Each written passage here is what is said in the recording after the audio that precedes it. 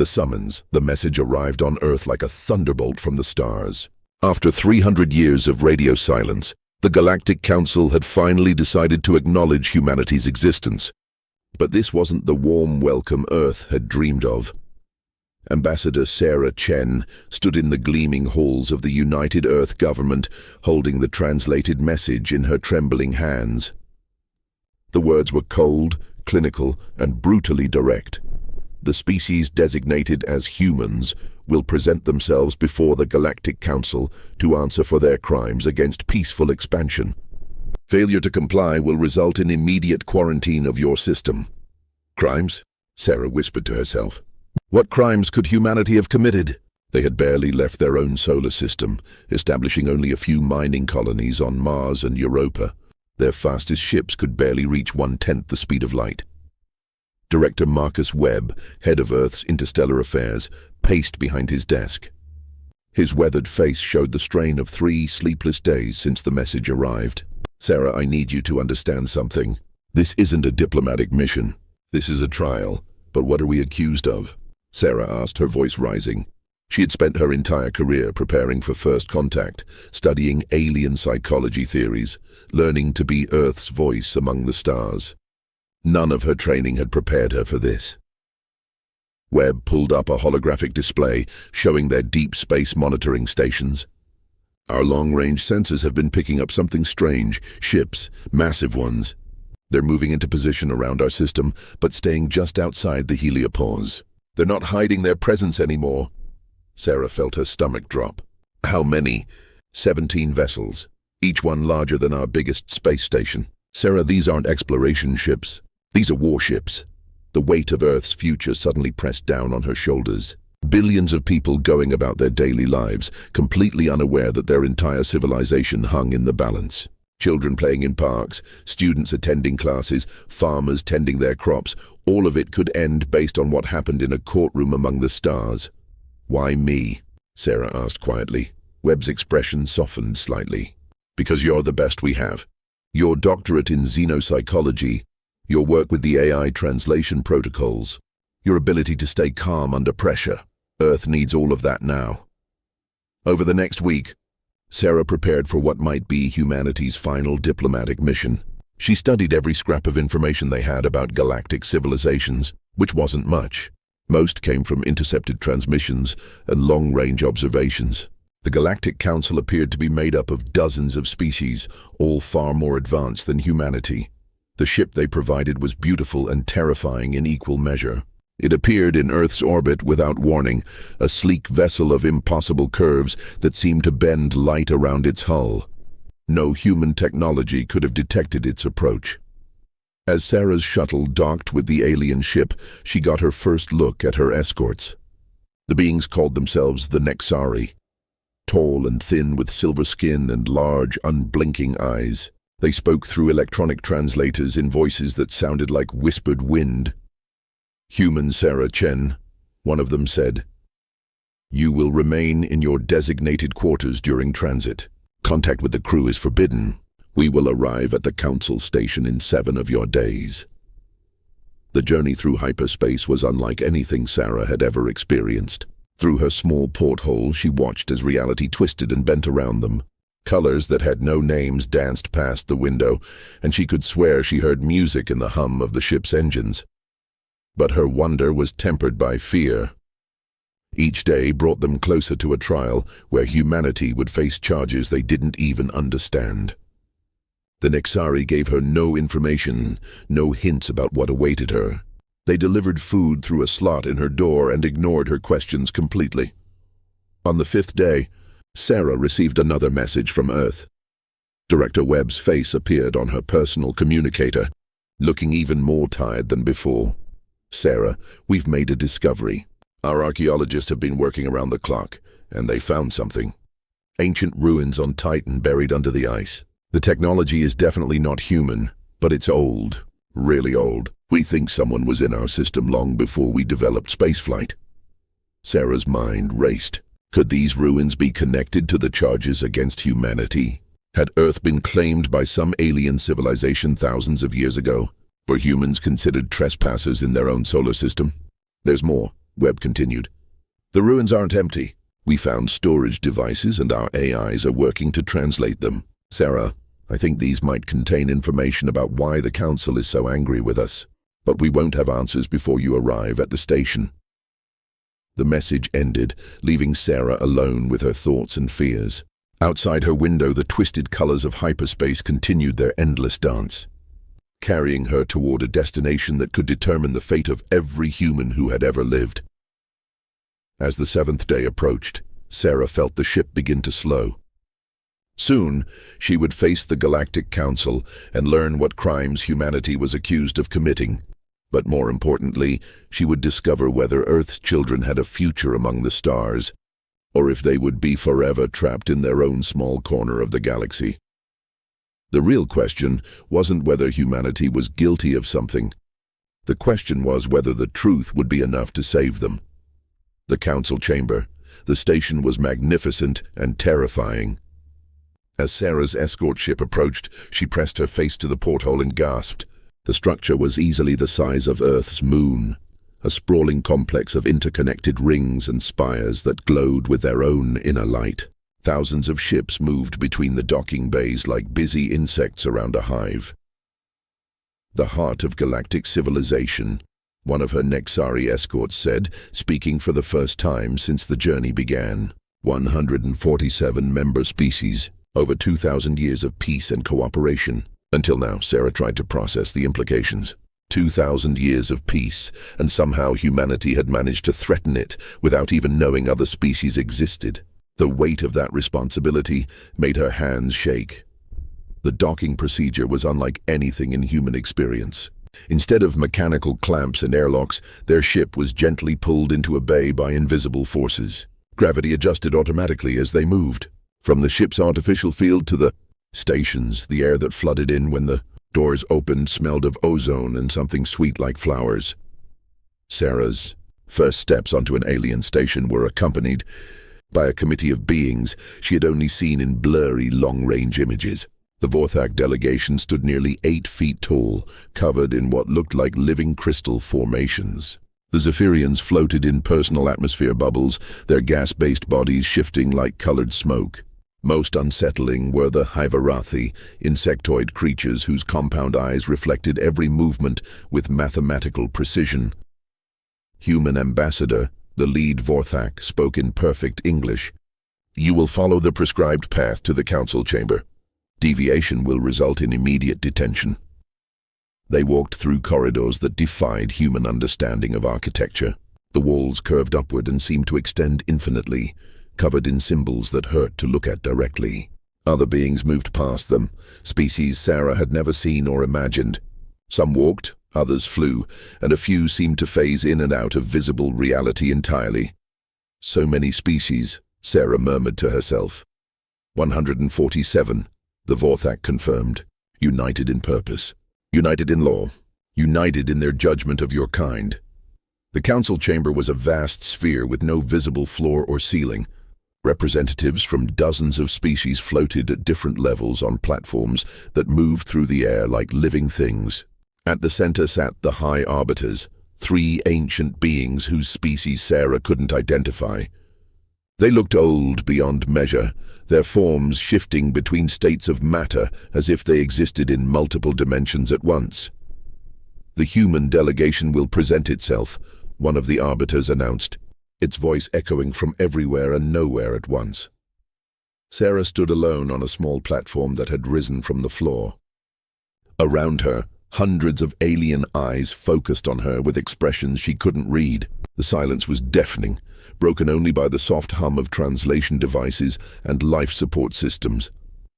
I am Ambassador Sarah Chen, representing the United Earth Government and all of humanity, she began, her voice steadier than she felt.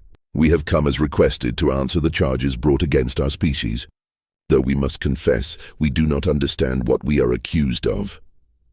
A ripple of what might have been laughter moved through the assembled delegates. The sound was not pleasant. You do not understand. The second arbiter's voice carried notes of disbelief. Your species claims ignorance of the sanctuary laws, the preservation protocols, the sacred covenant of non-interference. Sarah's heart sank. These were laws humanity had never heard of, agreements they had never been offered the chance to make. Honored arbiters, humanity has been isolated in our system for our entire history. We have had no contact with galactic civilization until 7 days ago. We know nothing of these laws you speak of. Ignorance, the third arbiter intoned, is not absolution. The lead prosecutor was a being called a justicar, a species bred specifically for legal proceedings. Its multiple arms gestured to floating displays that showed images Sarah recognized with growing horror. Human mining operations on Mars, terraforming efforts on Venus, the construction of orbital habitats around Jupiter. The evidence is clear, the justicar announced. The humans have violated the sanctuary designation of System Sol 3. They have spread their contamination beyond their birth world. They have altered celestial bodies without permission. They have extracted resources that were designated for preservation. Sanctuary designation? Sarah asked. When was this designation made? By whose authority? The displays changed, showing images that made Sarah's breath catch.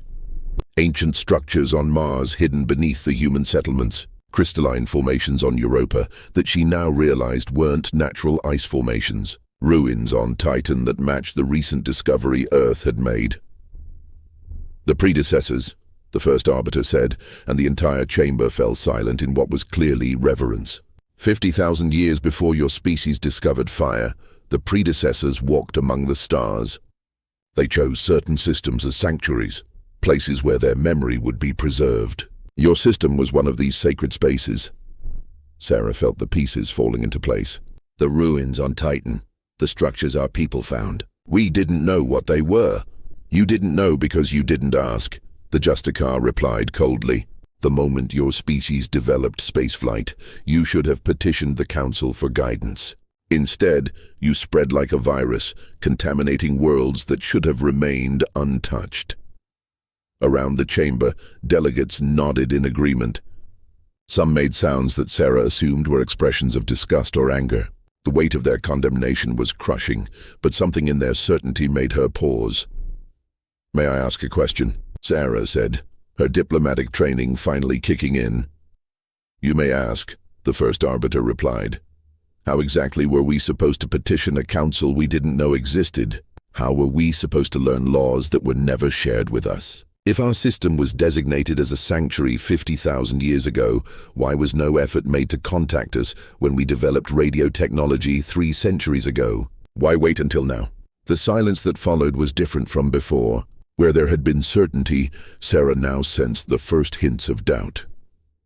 The protocols were established, the second arbiter said, but there was less confidence in its voice. All species are expected to seek guidance before expanding beyond their birth worlds. Expected by whom? Sarah pressed. The Galactic Council has had the technology to monitor our development for centuries. You knew we existed. You knew we were building colonies. If we were violating sacred laws, why did no one inform us? Why let us continue for so long if our actions were so offensive? A new voice spoke from the assembled delegates. Because they wanted us to fail. All attention turned to a section of the chamber where a group of beings sat slightly apart from the others.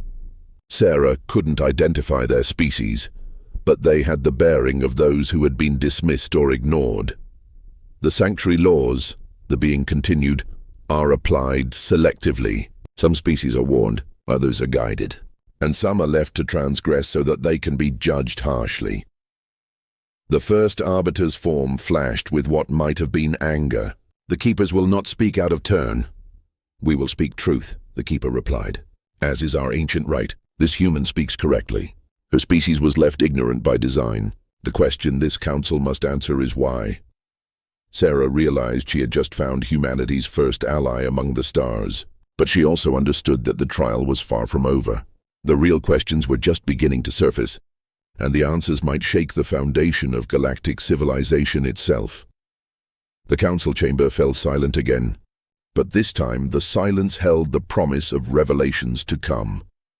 The truth unveiled, the recess called by the arbiters, was supposed to last 1 standard galactic hour. It stretched into 3. Sarah remained on her platform, watching as clusters of delegates huddled in heated discussions that her universal translator couldn't quite pick up. The keepers, The beings who had spoken in humanity's defense floated closer to her position. Human Sarah Chen, their leader, spoke directly to her. I am Archivist Prime Kelthara of the Keeper Collective. We have been waiting 3 centuries for this moment. 3 centuries? Sarah asked, confused. But you've only known about humans for... We have known about humans since you first sent radio signals into space, Kelthara interrupted. We have been watching your species develop, and we have been documenting every decision this council made regarding your fate. Sarah felt a chill run down her spine. What decisions? Instead of answering directly, Kelthara gestured to her companions. One of them activated a device that projected images into the space between them. Sarah found herself looking at what appeared to be official council records, complete with timestamps and authentication seals. Galactic Standard Year 47,832, Kelthara narrated. Earth broadcasts its first radio signals. The Council's monitoring systems detect the transmissions within 6 months. Proposal is made to establish first contact protocols. The image showed the Council chamber from centuries ago, filled with different delegates but following familiar procedures. Sarah watched as her species' fate was debated by beings who had never met a human. The proposal was rejected, Kelthara continued. Reason given.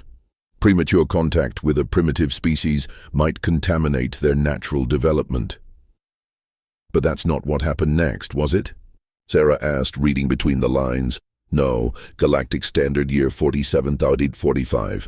Earth begins launching primitive spacecraft. Council debate intensifies. 3 factions emerge. The historical record shifted, showing voting tallies and position papers.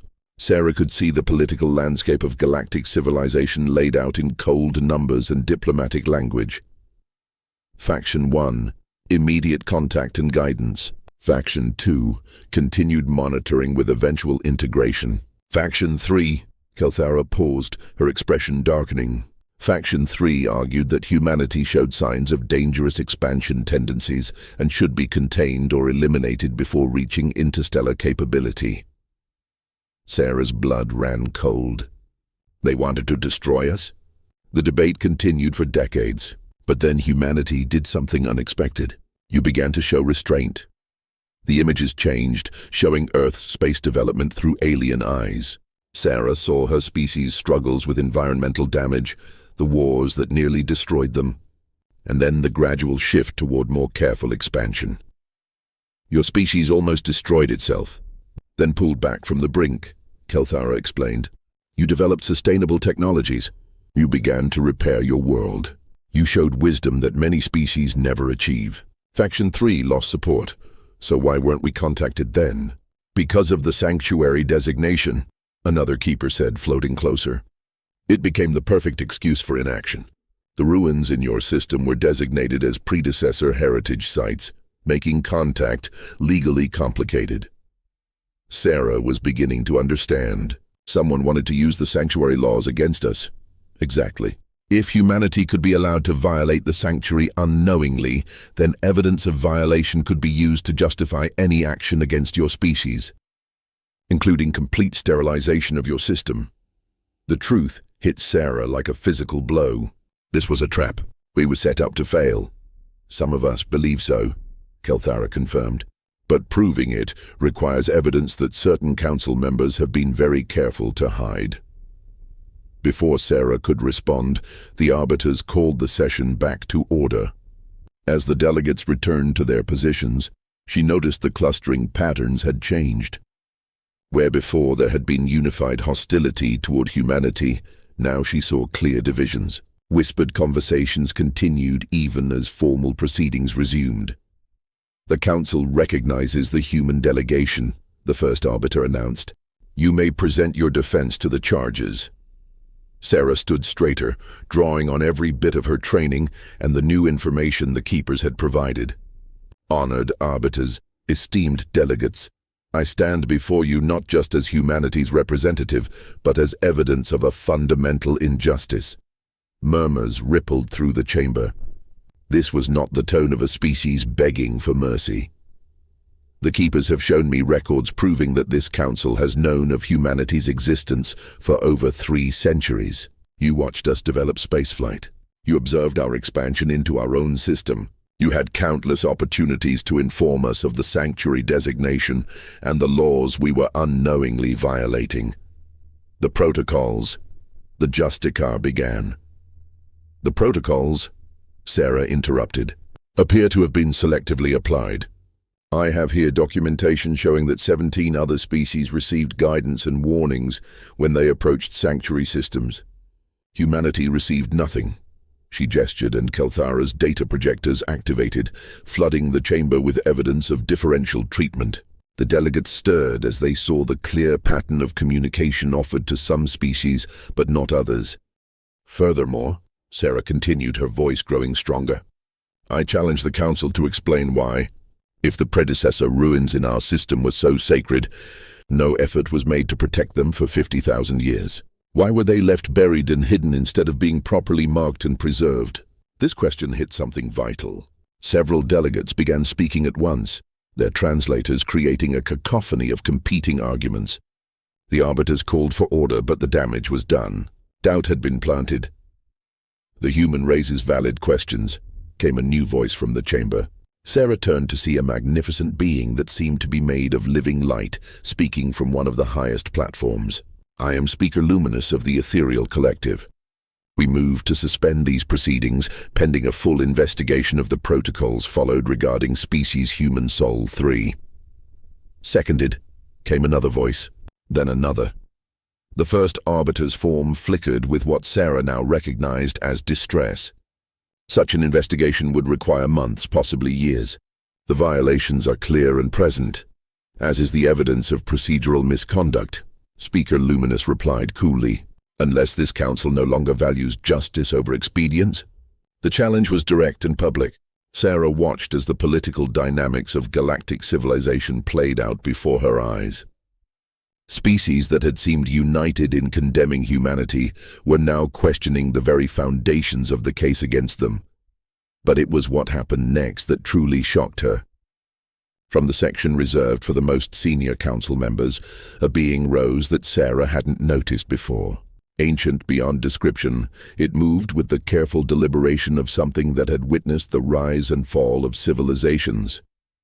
I am Prime Counselor, Eternal Voice of Ages, it announced, and the entire chamber fell silent. I was present at the original sanctuary designation of System Sol 3. I was present at the first detection of human radio signals. I was present at every debate regarding species Human Sol 3. Sarah held her breath, and I state for the record that the treatment of this species has been a disgrace to everything this council claims to represent. The silence that followed was absolute. In that moment, Sarah realized that humanity's fate had been decided not by their crimes, but by the courage of those willing to speak truth to power. But the real revelations were yet to come. The reckoning, the bomb that Prime Counselor Eternal Voice of Ages had just dropped reverberated through the council chamber like a physical force. Sarah watched as delegates who had been calling for humanity's punishment moments before now shrank back in their seats. The political earthquake had only just begun. That is a serious accusation, Prime Counselor, the first arbiter said carefully. Perhaps we should discuss this in closed session. No. The ancient being's voice cut through the chamber like a blade. This farce has gone on long enough. The human delegation and all present deserve to hear the truth. Eternal Voice of Ages moved to the center of the chamber, its ancient form commanding attention from every corner of the vast space.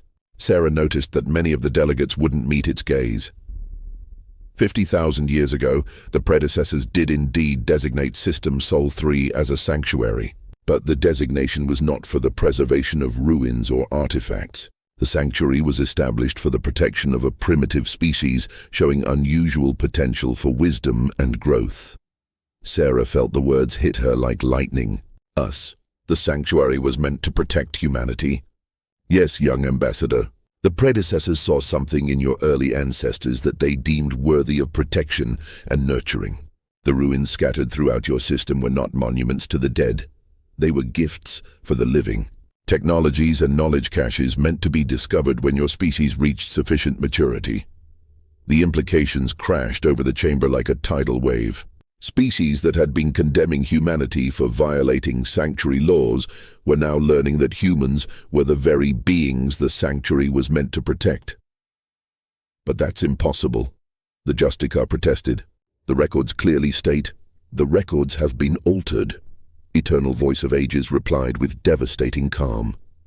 300 years ago, when human radio signals first reached our sensors, certain members of this council made a decision that violated our most fundamental laws. The ancient being gestured, and holographic displays filled the chamber with documents Sarah could barely comprehend. Legal codes, historical records, and most damning of all, communication logs between council members discussing what to do about the human problem.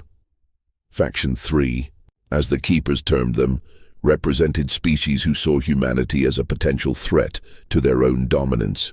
Your rapid technological development, your resilience in the face of global catastrophes, your ability to unite as a species despite your differences, these qualities made certain council members nervous.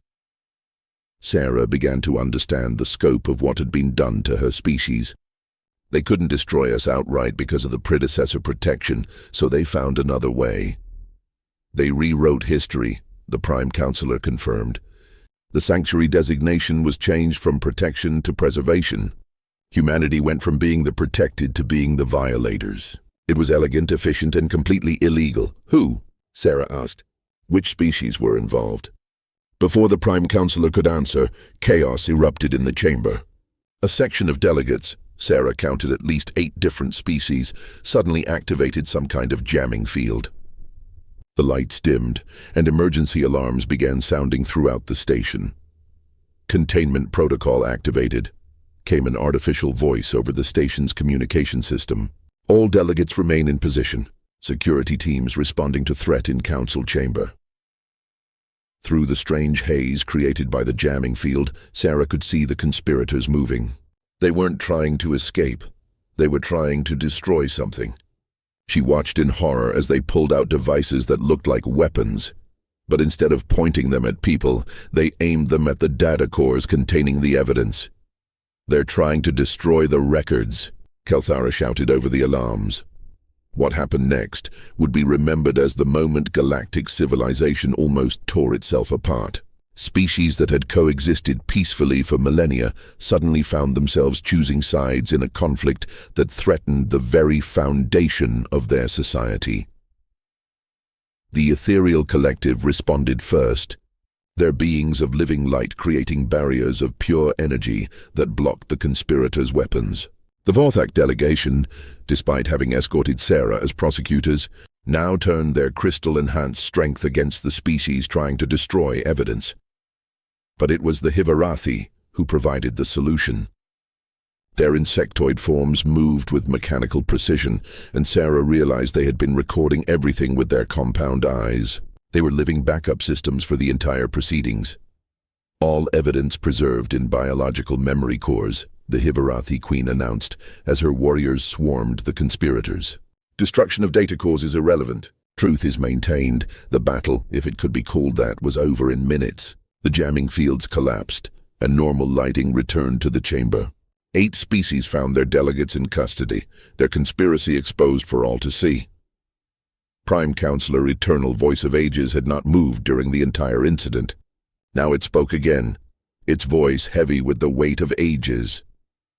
The species involved in this conspiracy will face justice according to our most ancient laws. But first, we must address the wrong that has been done to humanity. Sarah found herself at the center of attention again, but this time the atmosphere was completely different. Where there had been hostility, she now saw shame. Where there had been condemnation, she now saw regret. Ambassador Sarah Chen, the Prime Counselor said formally, "On behalf of the Galactic Council, I offer humanity the apology it deserves. Your species has been grievously wronged. You have been denied your rightful place among the stars for 3 centuries. You have been isolated, manipulated, and set up for destruction by those who should have been your protectors." "What happens now?" Sarah asked. The question felt inadequate for the magnitude of what had just been revealed. Now, humanity takes its rightful place in galactic civilization. But more than that, now we discover what the predecessors truly intended for your species. The Prime Counselor gestured to the Keeper delegation. The complete, unaltered records show that the predecessors left specific instructions regarding humanity. You are not just to be protected, you are to be prepared. Prepared for what? That, young ambassador, is what we must discover together. But I suspect that your species' trial by fire, your 3 centuries of isolation and struggle, may have prepared you for something the predecessors saw coming long ago. As if summoned by the mention of the predecessors, new alarms began sounding. But these weren't emergency alerts, these were deep space monitoring systems. Something was approaching from beyond the galactic rim, something that had been traveling toward their galaxy for 50,000 years. The trial of humanity was over. But Sarah had the sinking feeling that the real test was just beginning. The silent exodus, the deep space alerts continued for 17 minutes, before anyone in the council chamber fully grasped their meaning. Sarah watched as delegates frantically consulted their personal data systems, their expressions shifting from confusion to disbelief to terror. "Impossible," whispered the Zephyrian delegate, its gaseous form flickering with agitation. "The signals are coming from outside our galaxy."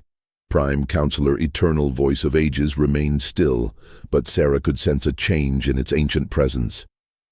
When it finally spoke, its voice carried a weight that made the chamber's artificial gravity feel heavier. Not impossible. Expected. Expected? Sarah asked. You knew something was coming? The predecessors vanished 50,000 years ago, the Prime Counselor explained, its form beginning to glow with an inner light that pulsed in rhythm with the station's alerts.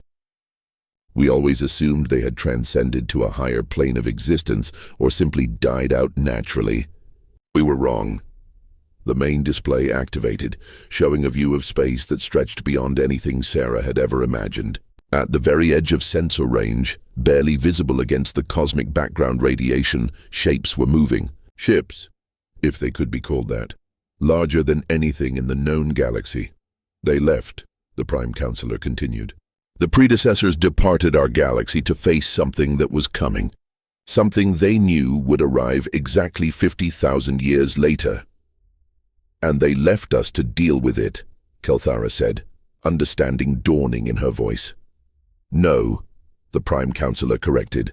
They left humanity to deal with it. The silence that followed was different from any that had come before. This wasn't the quiet of judgment or revelation. This was the silence of a civilization realizing that everything they thought they knew was wrong. Sarah felt the weight of destiny settling on her shoulders like a physical force. What's coming?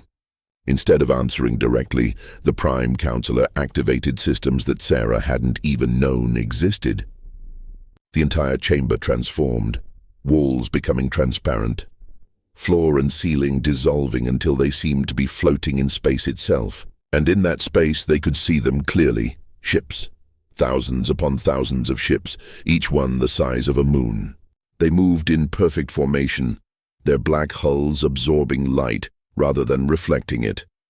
Even from this impossible distance, Sarah could feel malevolence radiating from them like heat from a fire. The Devourers, the Prime Counselor said. They travel between galaxies, consuming all life they encounter. They strip worlds bare, harvest every living thing, and move on. The predecessors learned of their approach through deep space monitoring, just as we have. And the predecessors ran away, Sarah asked, anger beginning to build in her voice. The predecessors tried to fight them once before, in their home galaxy. They failed. Their entire civilization was nearly destroyed. The survivors who reached our galaxy decided on a different strategy. The display shifted, showing not just the approaching fleet, but also trajectories and timelines. Sarah's enhanced diplomatic training allowed her to read the tactical information, and what she saw made her stomach turn. They're not just coming here, she realized. They're surrounding the entire galaxy. Correct. In 6 months, they will reach the outer rim. In 1 year, they will begin their harvest. No ship in our current fleet can match their speed, firepower, or defensive capabilities. Evacuation is impossible. Hiding is futile. The council delegates were beginning to panic. Some were already activating personal communication devices, presumably to warn their homeworlds. Others sat in stunned silence. A few were openly weeping in whatever way their species expressed grief. "But the predecessors left us something," Sarah said, thinking of the ruins scattered throughout her solar system. "The gifts you mentioned, the technology caches, yes, but only one species was deemed capable of unlocking and using what they left behind." Every eye in the chamber turned to Sarah. The implications were staggering and terrifying in equal measure. "Why us?" she asked. "What do humans have that the rest of galactic civilization lacks?" "You fight," the Prime Counselor said simply. "When faced with extinction, other species negotiate, hide, or surrender. Humans fight. When your planet was dying, you fought to save it. When your species was divided, you fought to unite it. When faced with challenges that should have destroyed you, you adapted and overcame."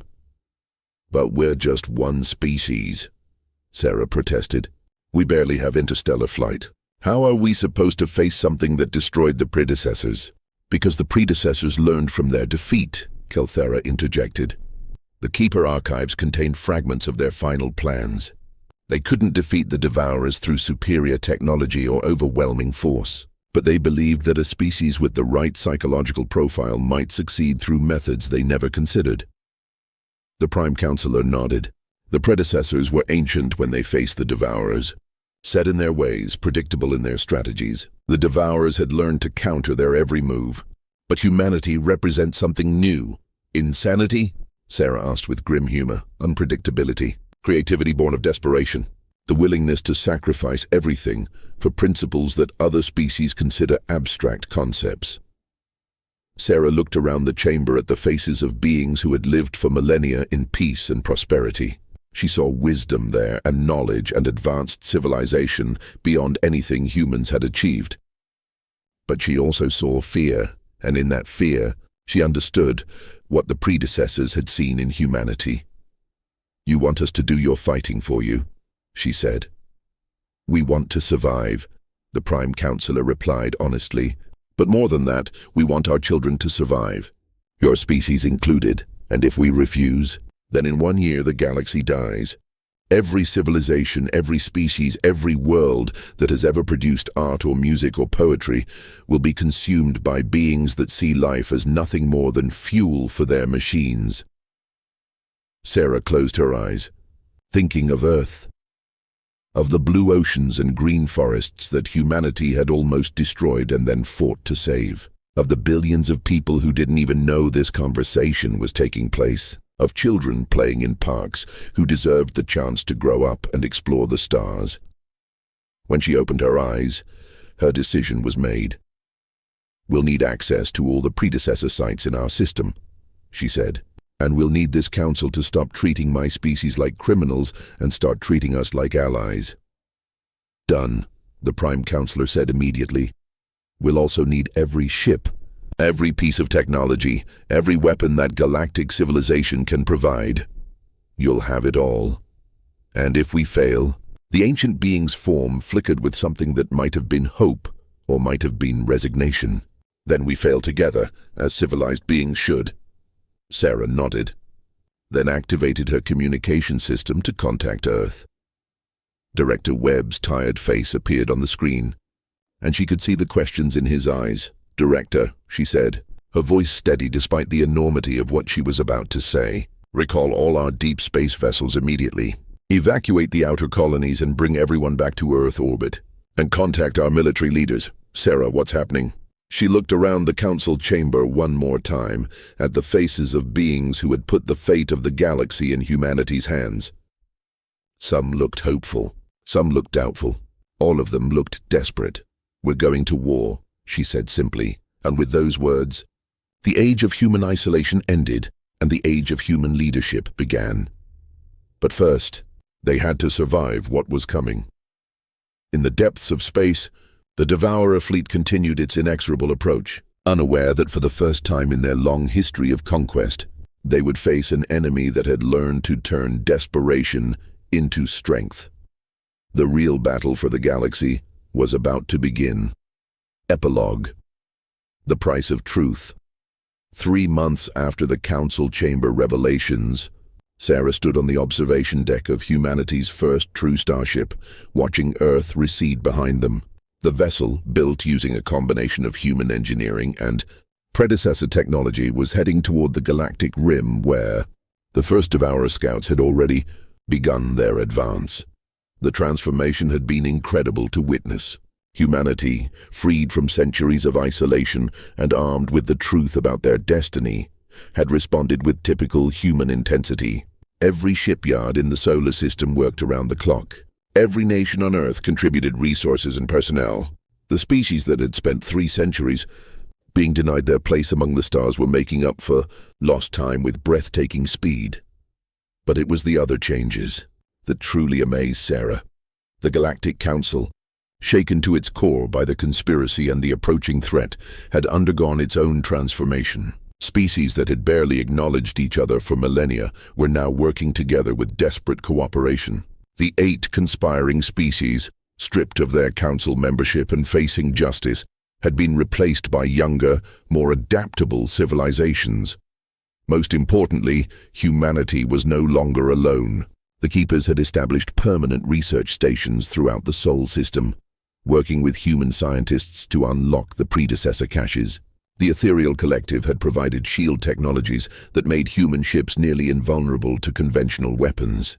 Even the Hivarathi, despite their alien nature, had found common ground with human military tacticians. "Ambassador," came a voice behind her. Sarah turned to see Captain Maria Santos, the first human to command a truly interstellar vessel. "We're receiving final reports from the outer system." "How many ships?" Sarah asked. 1,700 human vessels, 800 council ships, and... Maria paused, checking her display again. "This can't be right. 3 predecessor ships." Sarah felt her heart skip. "The predecessors are back?" "Not exactly. These appear to be automated vessels, activated by our access to the cache sites. They've been dormant for 50,000 years, waiting for the right species to wake them up." Through the observation port, Sarah could see the fleet assembling. It was the largest military force in galactic history, comprised of species that had been enemies mere months ago. But she knew it might not be enough. The Devourer advanced scouts had already consumed 3 outer rim systems, stripping them bare in a matter of days. "There's something else," Maria continued. "Message from Prime Counselor, Eternal Voice of Ages. The deep space monitors are detecting something new. More Devourers. No, signals from outside our galaxy, from the direction the predecessors went 50,000 years ago." Sarah felt a chill of possibility. Could they be coming back? Unknown. But the timing suggests they've been monitoring the situation. If they're returning now, it's because they believe we might actually have a chance. Or because they want to witness the final battle, Sarah thought but didn't say. She had learned that hope, even desperate hope, was sometimes more valuable than truth. The communication system activated, carrying a message from the fleet's command ship. It was the voice of Admiral Chen, no relation, despite the shared name, addressing the combined fleet. "All ships, this is Fleet Command. Long-range sensors confirm Devourer main force has reached the galactic rim. Estimated time to first populated systems, 47 days. All vessels are to proceed to Rally Point Omega for final preparations." Sarah watched as nearly 3,000 ships began moving in formation toward the edge of known space. It was beautiful and terrible at the same time. The largest evacuation in galactic history disguised as a military deployment. Because that's what it really was, despite all their preparations and hopes. The core worlds were being evacuated as quietly as possible. Children and elders were being moved to hidden colonies in the galactic interior. Art, treasures, and knowledge repositories were being scattered across 1,000 worlds in hopes that something might survive. "Ambassador," Maria said quietly, "do you really think we can win this?" Sarah considered the question carefully. She thought about humanity's history. The wars they had fought and won against impossible odds, the disasters they had survived, the problems they had solved through sheer stubborn refusal to give up. She thought about their new allies, beings with wisdom and technology beyond human imagination, now willing to follow human leadership into the unknown. And she thought about the predecessors, who had seen something in primitive humanity worth protecting and nurturing across 50,000 years. "Captain," she said finally, "I think we're about to find out what humans are really capable of when we stop fighting each other and start fighting for something bigger than ourselves. And if we lose—" Sarah smiled, and for the first time since leaving Earth, it was a genuine expression of confidence rather than diplomatic necessity. "Then we'll lose in such a spectacular fashion that the next galaxy over will hear about it." Behind them, Earth continued to shine like a blue jewel against the black of space. Ahead lay the unknown darkness of the galactic rim, where an enemy older than civilization waited with hunger that had consumed entire worlds. But between Earth and that darkness flew the combined fleet of galactic civilization, led by a species that had learned to turn isolation into strength, conspiracy into unity, and the prospect of extinction into the greatest adventure in the history of the universe. The humans had walked out of the council chamber in silence, but they were returning to the stars with the voices of 147 species raised in common cause.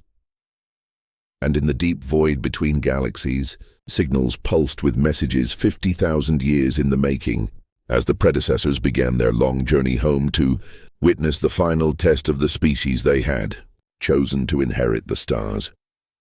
The Council's insult to humanity had cost them dearly, but it had cost the Devourers even more. They were about to face an enemy that had been forged in isolation, tempered by betrayal, and united by the knowledge that sometimes the greatest victories come from the deepest defeats. The age of humanity among the stars had truly begun.